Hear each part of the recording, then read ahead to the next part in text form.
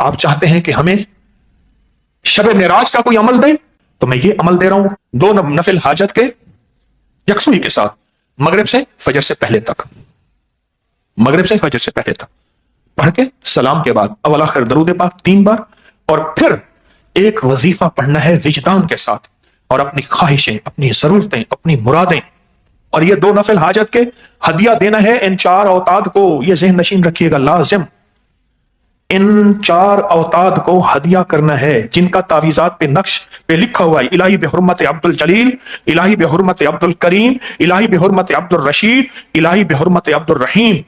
یہ 4 اوتاد ہیں، ان کو یہ 2 نفل ہدیہ کریں۔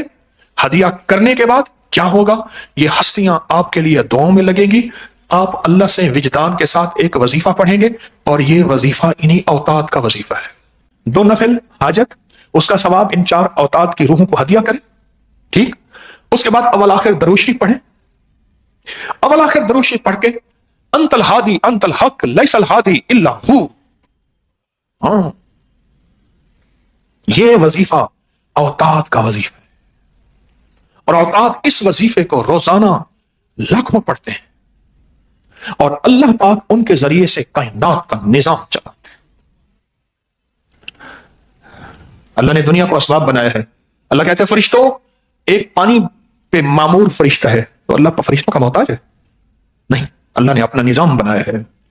یہ فرشتہ ہواؤں پہ معمور ہے، یہ فرشتہ بارشیں برساتا ہے، یہ فرشتہ ریبائیل یہ دلوں میں ٹھنڈک راحت پہنچاتا ہے۔ کیا میرا رب ان کا محتاج ہے؟ پھر یہ وظیفہ بیٹھ کے اول آخر 3 دفعہ درود شریف، میں بہت بار بار سمجھا کے یہ نفل عرض کر رہا ہوں، بیٹھ کے پہلے سن لیں، انت الہادی انت الحق لیس الہادی الا ہو، اللہ لا الہ هو واللہ الذی لا الہ هو، اللہ کے 2 نام ہیں، ایک ہادی ایک حق، انت الہادی ہو لیس الہادی الا،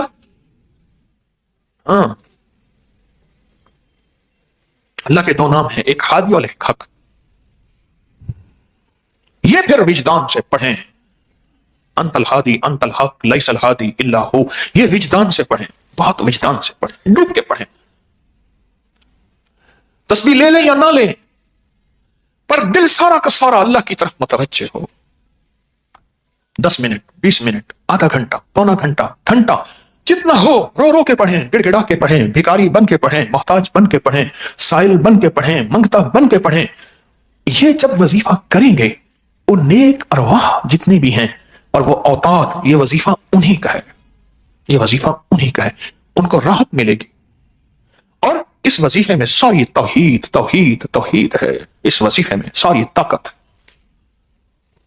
آپ وظیفے پہ غور کیجیے گا، انت الہادی انت الحق، مولا تو ہی مجھے خیر کی راہیں دکھانے والا ہے، تو ہی مجھے اندھیرے سے نکالنے والا ہے، قرض کا اندھیرا، مرض کا اندھیرا، کفر کا اندھیرا، فقر کا اندھیرا، بیماریوں کا اندھیرا، گناہوں کا اندھیرا، اے اللہ میری مصیبتیں پریشانیاں سب اندھیرا ہیں اندھیرا ہیں اندھیرا ہے۔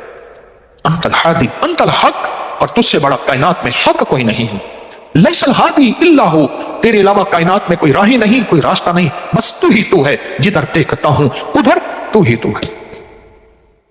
دل کی تاروں سے اللہ کا نام ایسے وجدان کے ساتھ اب کیفیت بدل جاتی ہے، پل میں بدل جاتی ہے۔ یہ وہ طاقتور وظیفہ ہے،